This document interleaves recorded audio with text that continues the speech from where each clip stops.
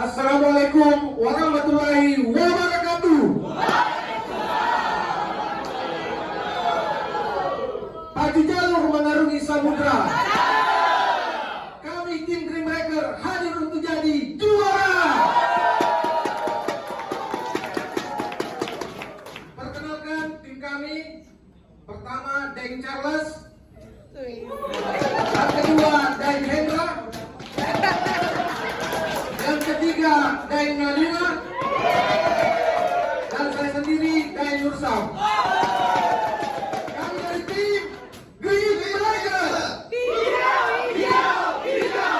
Mana Indonesia?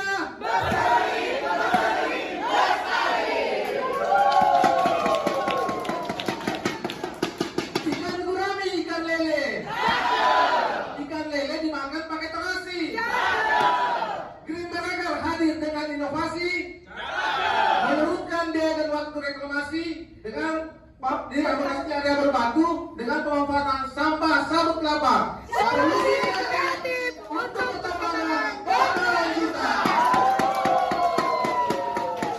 Jadi PT Pala Indonesia merupakan pertambangan nikel terbesar di Indonesia yang memiliki luas 118.000 hektar, di mana terbagi dalam 3 wilayah pemberdayaan, yaitu Sulawesi Selatan, Sulawesi Tengah, dan Sulawesi Tenggara.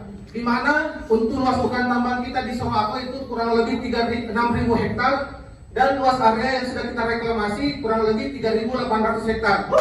Jadi kita komitmen lingkungan kami di PT Pale bahwa kita komitmen terhadap praktik pertambangan berkelanjutan, reforestasi di luar area konsesi, reklamasi progresif area pasca tambang, dan program keanekaragaman hayati. Ya, tantangan kami di area PT Pale dalam reklamasi lahan itu dibagi atas 3 area, di mana ada area disposal, ada area pinnacle, ada area tebing curam. Permasalahan terbesar kami di area PT Pale dalam reklamasi itu adalah di poin kedua, di mana area pinnacle ini proses pengerjaannya kita harus melakukan drill dulu, terus kita harus melakukan peledakan atau blasting. Setelah itu kita harus menggunakan lagi alat hexabreaker untuk menghancurkan batu jadi batuan kecil. Setelah itu, seperti Bapak Ibu ketahui, daerah mati itu miskin unsur hara dan laju evaporasinya yang sangat tinggi, sehingga dalam proses tahapan reklamasi di area berbatu kami melakukan penataan lahan, ada proses netting dan hidrofeeding, serta penanaman pohon dan perawatan tanaman. Aduh, gimana ini ya? Pusing ini kepala saya, pusing ini. Kenapa lagi nih bosku? Ayo kumpul dulu. Jadi begini tim, di laporan RKD kita yang kuartal keempat di tahun 2023, jadi laporan realisasi biaya reklamasi kita itu over budget dari rencana. Jadi kurang lebih ada 686 juta rupiah kita gunakan untuk proses penataan lahan sendiri, dan secara total untuk kegiatan kita di reklamasi di Pinnacle 1 miliar teman-teman. Nah, waktu kita butuhkan, kita butuh waktu sangat lama 75 hari seperti itu. Ya, nah sekarang saya tugaskan teman-teman coba cari kemungkinan akar penyebab dari masalah yang kita akan hadapi ini. Ya, oke? Oke, siap Ya. Pak.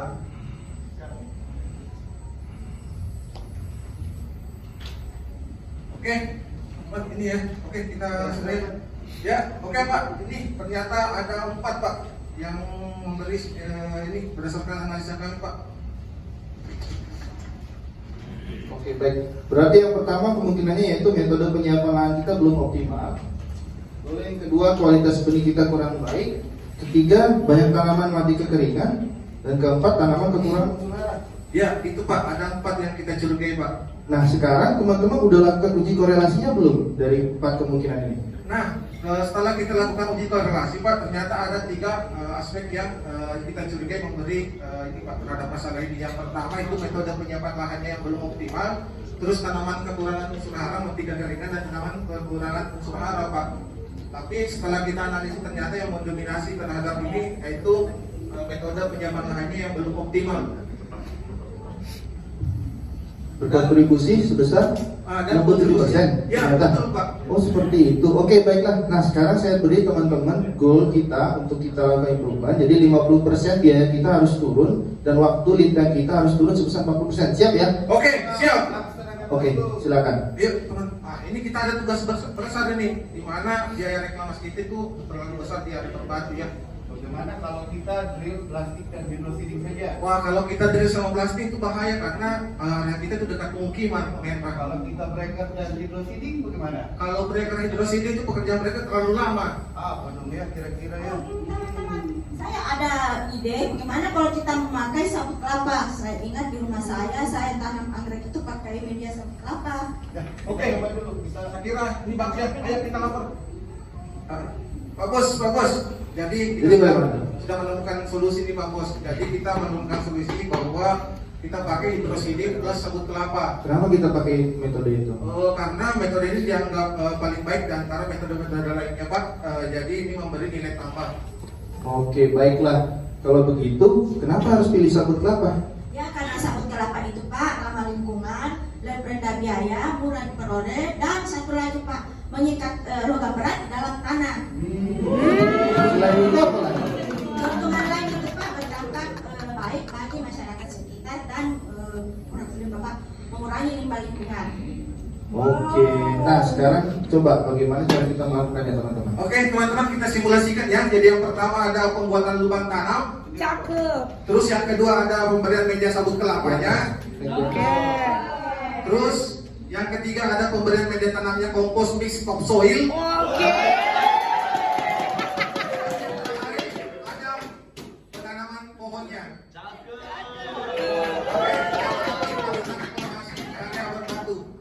Lalu tahap terakhir?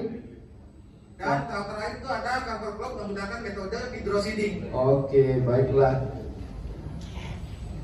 Lalu bagaimana teman-teman hasil implementasi kita di lapangan? Nah, ini Pak yang menggembirakan ternyata yang dulunya goal kami itu 50% dari segi biaya, ternyata bisa kita achieve di 72,6% Pak. Jadi kita bisa achieve di 72,6% dari segi biaya Pak. Wah. Nah, untuk dari segi waktunya, dulunya kita golkan di 40%, ternyata kita bisa achieve di 80% Pak. Jadi kita dari segi waktu Pak, kita bisa achieve di 80%. Wah, nah, Untuk lebih meyakinkan kita melakukan analisa NDVI dengan menggunakan drone multispektral pada dua trail yaitu trail 1 dan trail 2. Bapak Ibu kita lihat pada trail 1 itu menggunakan sampah sabut kelapa, hasilnya jauh lebih baik dari segi kerapatan tanaman dan pertumbuhan tanaman. Pengukuran pH tanah dari 5,8 menjadi 6,5. Hasilnya sebelum dan sesudah kita vegetasi. lalu bagaimana kesimpulan dari dampak hasil yang kita sudah lakukan? Dari sisi kualitas Pak, kualitas tanaman itu lebih baik sebesar 65,32% dari hasil analisa NDVI-nya. Betul. Terus dari sisi cost sudah pasti mengurangi biaya sampai 72,6%.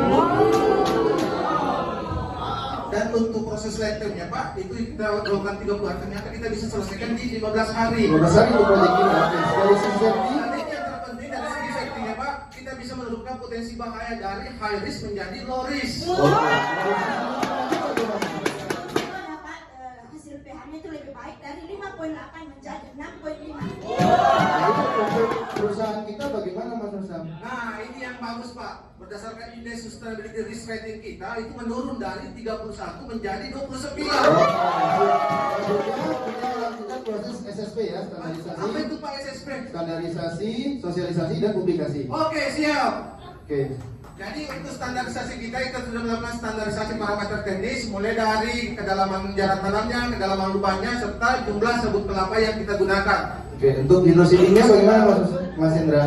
Untuk hidrosilingnya kita masukkan juga di dalam SOP, di mana menggunakan pupuk urea, KCl, fosfat, kompos, dan bahan organik lainnya. Dan untuk benih cover cropnya di area berbatunya kita menggunakan jenis mukuna putih, signal grass, orok-orok, junsea, suri, dan flamengia. Oke, untuk jenis pohonnya apa saja Bunda Dina? Untuk jenis pohon kita menanam kayu angin, kayu putih, kayu buri, jeluntung, dan kita juga menanam eukaliptus dan ficus rangkong. Oke. Nah, lanjut ke sosialisasi. Oke, siap. Komandan, penting di lapangan ya. Kita sosialisasikan SOP ini. Nah, selanjutnya ya, apa nih Mas Musam? Nah, ini Pak, kita sudah melakukan duplikasi juga di Blok Indah yaitu seluas 0,15 hektar, 0,30 hektar, di mana hasilnya bisa kita lihat seperti di gambar. Oke. Nah teman-teman, ada juga ada lokasi kita melakukan duplikasi di perusahaan lain, yaitu PT Ceria Agri Kabupaten Kolaka.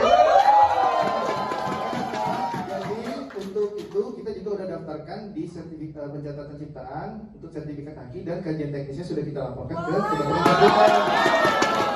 Dan berikutnya lagi, tempo hari kita diundang di Tembung Provisi Tahunan di Perhimpunan Ahli Pertama Indonesia di tingkat nasional untuk presentasikan hasil ini. Nah, supaya tidak penasaran, ayo kita sama-sama nonton video ini ya. Ayo kita nonton. Rehabilitasi di PT Pal Indonesia Sehat Surawatu. Saat ini PT Pal Indonesia telah membuka lahan kurang lebih sekitar 60 hektar untuk kegiatan penanaman. Ini tambangnya Pale ya. Supaya rehabilitasi kembali reklamasi. Nah, ini ada reklamasi. Nah, dan beberapa tantangan yang kami hadapi dengan fleksibilitas operasi yang saat ini terjadi, salah satunya yaitu kegiatan penambangan limonit, di mana tentunya ini akan memberikan beberapa impact terhadap fase akhir atau wind out dari sebuah kegiatan tambang. Nah, salah satunya yaitu menciptakan beberapa tipikal lahan yang untuk direklamasi, yaitu tipe disposal. Nah, ini salah satu kendalanya, ada di disposal, terus ini ke area pinnacle, terus tebing curam. Jadi ada 3 kegiatan. Nah, beberapa tantangan-tantangan ini kami berupaya untuk melakukan beberapa inovasi untuk menjawab tantangannya dengan berkaca kepada salah satu nilai yang PT Pal miliki, yaitu resilience, di mana kami berupaya dari awal ini mengidentifikasi beberapa masalah ini dan kami lakukan beberapa uji coba untuk menjawab tantangan ini. Nah, salah satunya adalah dengan memanfaatkan sampah sabut kelapa ini. Jadi ini proses pekerjaannya di lapangan.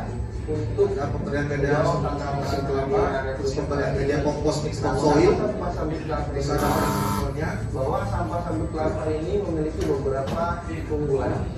Yang pertama yaitu mampu menyimpan air dengan jumlah yang lebih banyak. Yang kedua, material ini secara beberapa jurnal yang kami telah lakukan riset, ini mampu untuk menyerap logam-logam berat. Nah, salah satu tantangannya adalah logam berat nikel maupun besi ya di tambang mineral terik. Dan yang ketiga, material sampah sabut kelapa ini mampu terdegradasi secara alami di alam. Hasil yang kami peroleh bahwa dari kegiatan ini kami mampu Kondisi untuk sebelum perbaikan. biaya operasi saat ini.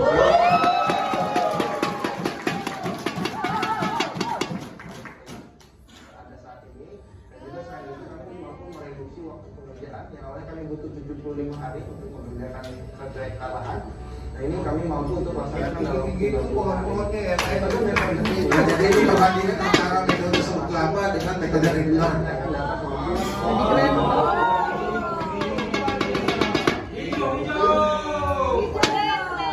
Nah, ada yang lebih heboh lagi, kita juga dapat dukungan dari Direktur Operasional Tambang di Surawatu, teman-teman. Dan ini juga kita dapat support dari salah satu UMKM yang menjadi pengrajin dari sampah sabut kelapa untuk menyuplai bahan baku sampah sabut kelapa tadi.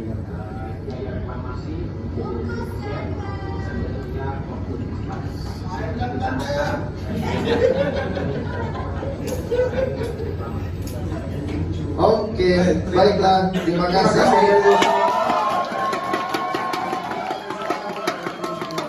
Luar biasa sekali dari mereka. Baik, satu audiens untuk tanya.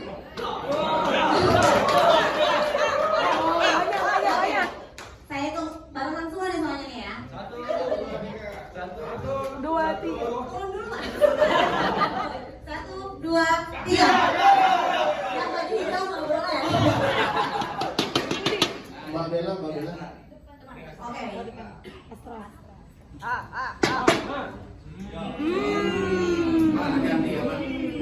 Masuk nih lo. Ini serajal. Saya umum. Pagi yang terima kasih atas materi ini.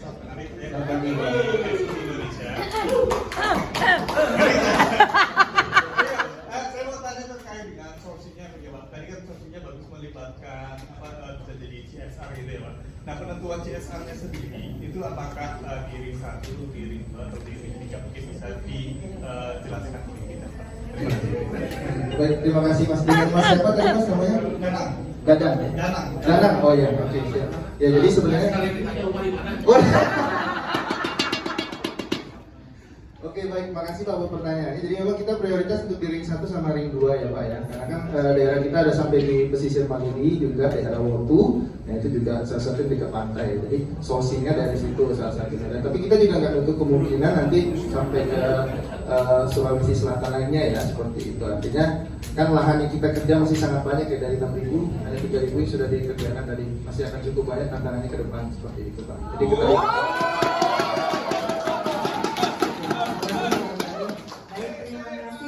Bapak Dewan Juri, kami persilakan.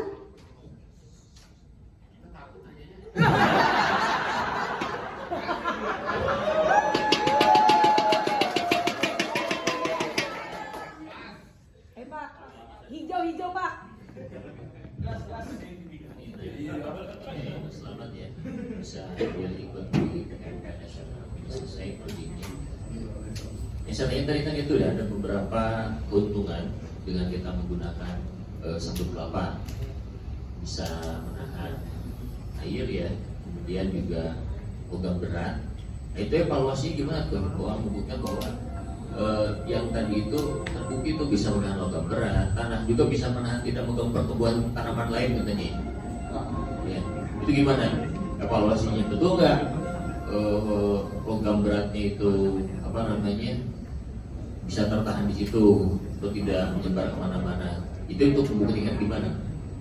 Oke, baik. Ya, ayo Charles. Ya oke baik, terima kasih Pak. Dengan Pak siapa Pak izin? Pak Yadi. Terima kasih Pak Yadi buat pertanyaan Pak. Jadi memang ini Pak bahwa ada beberapa keuntungan tadi yang kita lihat itu. Nah sebenarnya semuanya Pak muaranya itu adalah di analisa ini Pak, kita melihat dari tingkat kesehatan tanamannya Pak ya. Jadi kalau logam berat itu kandungan Fe dan nikel itu dia akan memberi indikasi bahwa tanaman itu daunnya akan menguning dan tingginya itu akan kerdil Pak, arahnya akan ke sana. Nah jadi dari hasil ini sebenarnya kita sudah mengindikasikan, karena ini kan proyeknya baru 1 tahun Pak, dan kita akan monitoring berkelanjutan. Karena dari ketentuan SDK kita harus mencapai nilai 100% Pak ya nantinya. Nah nanti kita akan berkelanjutan, tapi indikasi awal kita menilai dari analisa NDVI ini Pak. Karena NDVI ini adalah kita menggunakan citra multispektral drone yang menangkap near infrared dan red spektral. Jadi saat matahari kena ke klorofil daunnya, dia akan memantulkan Pak. Nah reseptor itulah yang akan digunakan untuk menganalisis tingkat kesehatan tanaman ini tadi. Nah, itu salah satunya. Yang merah ini Pak, dia terindikasi bahwa vegetasinya sangat kecil ataupun tidak ada.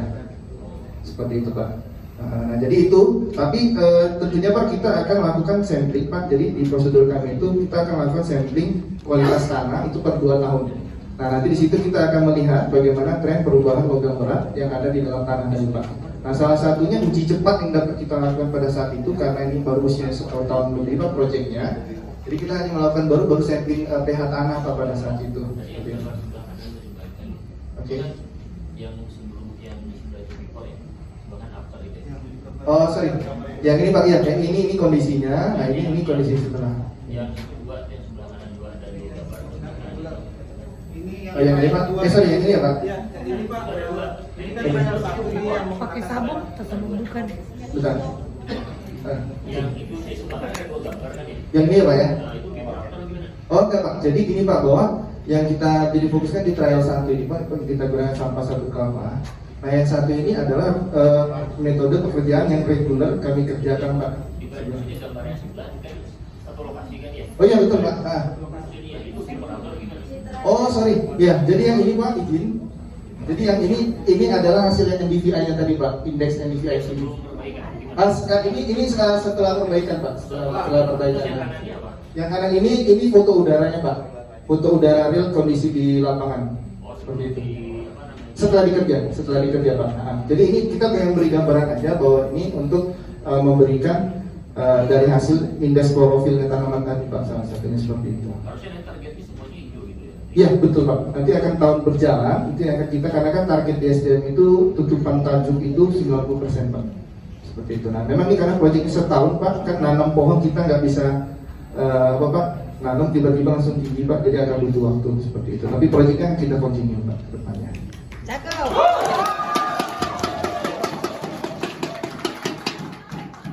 40 detik Pak. Plus sedikit boleh. Ini ada dulu pertanyaan pertama. Ini yang dipakai juga dari satu kelapa juga. Oke Pak, ya betul Pak, ini satu kelapa Pak. Nggak rebutan sama untuk ini ya, reklamasi ya. Oh enggak, sosnya melimpah. Enggak, kalau ini nggak berhasil, mereka ditanggung.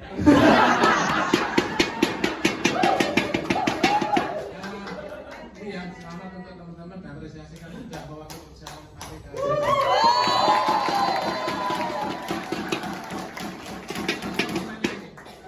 Salah satu langkah yang sangat penting gitu ya, ketika kita melakukan evaluasi gitu ya, itu adalah apa pengaruh positif gitu ya terhadap tim gitu ya.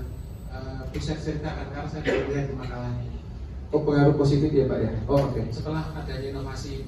Oh iya, oke Pak. Jadi mungkin dari nanti Mas Usam tambahin ya. Jadi artinya Pak, kita ini teman-teman tim ada beberapa hal pada saat bekerja proyek ini kan gap knowledge Pak ya, gap knowledge maupun kemampuan analisis. Nah saat teman-teman sudah berjalan ini Pak, saya pacu semua untuk bisa berpikir bagaimana kita berpikir ide gila Pak. Nah itulah salah satunya tadi kegiatan brainstorming yang udah teman-teman lakuin. Yang awalnya cuma berpikir biasanya begini Pak, biasanya sekarang ide gilanya gimana? Nah itu Pak yang terjadi. Nah salah satunya tadi kepikiran apa? Nah, kompetensi lain silakan Mas Usam, apa yang Mas Usam rasakan? Terus ya Pak, terus kami tim yang kami rasakan itu pertama yang sangat bermanfaat dari inovasi ini bahwa yang terpenting dari aspek safety-nya Pak. Jadi sebelumnya kita itu ada penggunaan alat berat, penggunaan blasting untuk mereklamasi air berbatu. Sekarang kita tidak perlu lagi melakukan itu Pak. Dari segi safety-nya. Oke, ya sudah. Jadi mungkin nanti yang disampaikan sebaiknya juga dicantumkan ya. Jadi sebelum dan sudah inovasi itu skill apa yang sudah disampaikan tuangkan. Saya 4 detik lebih ya Pak.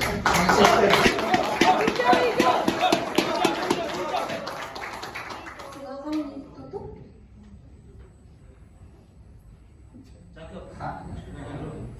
Jadi tidak ada masa depan tanpa pertambangan. Dan tidak ada pertambangan tanpa memikirkan masa depan.